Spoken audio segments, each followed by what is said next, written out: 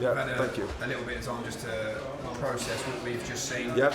How would you sum up the emotions right now? What's going through your mind? Do you know what? All I'm bothered about is the Fraser Clark fight will be erased from memory now, hopefully. The Clark fight it's been on my mind ever since. It's consumed my every thought because my dad, my granddad, my great granddad, we've been professional boxers, and I'm the only one that was ever stopped. 200 fights between us, and I'm the only one that got stopped. When I jacked against Clark, my granddad didn't speak to me for 2 weeks. Honestly, didn't speak to me for 2 weeks, my granddad, and my dad was disgusted in me, and it really hurt me. And I didn't get the result tonight, but my granddad passed away recently. But I know if he were watching, he would have been very happy with me. So I feel like I've redeemed myself. At the end of that 10th round, did you feel you'd done enough to win? I felt like I'd done enough, but I didn't. So Johnny Fisher has the win. He has the title. He's a lovely kid, and it's been and gone. So hopefully now I'll get a chance to go again and see what happens. What do you believe did win you the fight? We started doing a bloody spinneroonie in round 5 or something, weren't we? I never think he recovered. I thought I won everything. I thought I lost the first 4, but we had a game plan. And the first time in my life I've ever listened. Jamie, obviously, I was a Jamie Moore fan. I loved him before he was, you know what I mean? Like my dad did. And then Nigel, I love Nigel Travis. I missed his amateur career, sadly, but I probably would have loved him as well. But I love him. I love him to death. And when I go to the gym, I don't listen to anybody at any time. But I listen to Nigel and Jamie. I've got Roger Sampson here as well, someone I highly respect. And when I come back to the corner and I see them three, I take in what they're saying, and I try my very best to do what I needed to do. You stood up to shots that others haven't been able to so far that Johnny has faced. How did you? Well, look at my head. Look at my head. You still look handsome. Look at the size of it. Man. How did you assess him though, and the power? And he's a very powerful kid. He's not. Oh yeah. He's not ready. He wasn't ready. He's not ready for someone like me because I've had a 12-week camp, which has got me fit. It was the best I could do in 12 weeks. You know, I was half fit. I thought today, this afternoon, I rung the kid's mum and I said, I think this is it. I laid in bed and I said, I don't think I have this anymore. To be honest, I trained really hard. I did everything they asked of me, I did, but I thought I was shot to pieces. To be honest, mentally more than anything. And it was in here, and Nige, Jay, and Roger just said, look, you can do this, you know.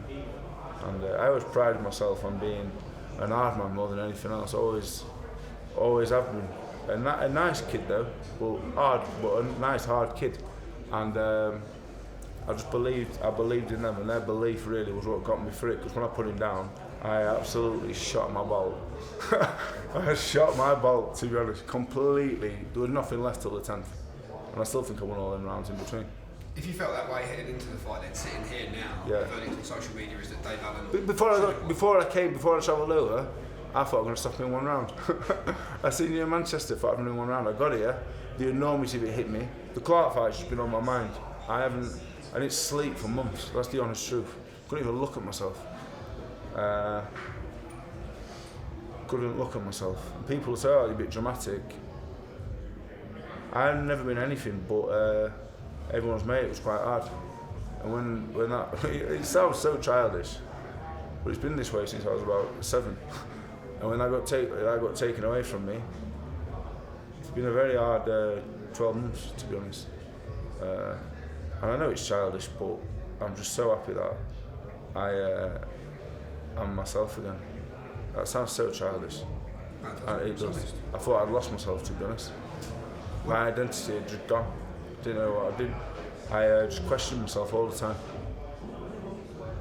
What do you think you've proved then to yourself tonight, and what do you believe is next? Do you know what I've always said for literally 6-7 years now? I said it to you loads of times. I wanted to prove everyone right.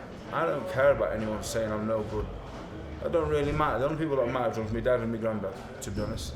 My mum, my sisters, they don't know the boxing. All that mattered, my dad and my granddad.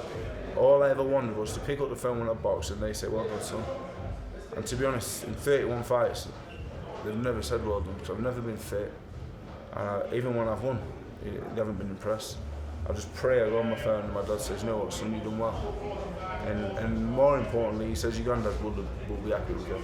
So when I check my phone, we'll see.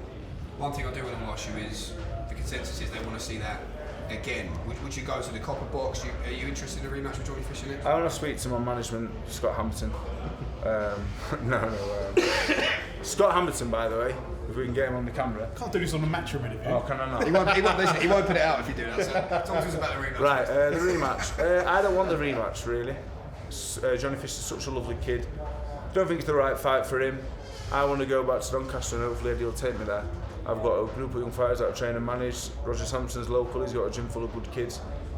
If I can give back to local boxing, we've got Josh Padley, we've got Seri Harper, we've got Joe Hayden, 16-0, future superstar, Calvin Moyo. We've got loads. It ain't about money for me. I'm not interested.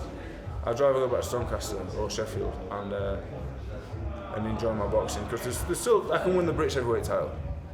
I don't think I'm going to be challenging Usyk Fury anytime soon, but I can win the British heavyweight title, and I'd rather do it properly. Is there a big aim for you to win a professional title as well? Obviously, yeah, tonight it would be really nice. Yeah.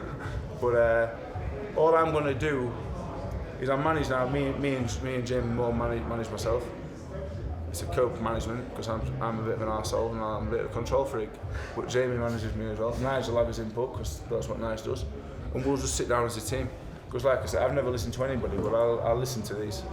And we'll discuss what's next. I wouldn't like the Fisher fight, but it depends what they say, really. I'm the old man, of course. We'll have a say. Is there a little message you want to leave down here? Just a big thank you to everyone that supported me. If you didn't support me, and it don't matter.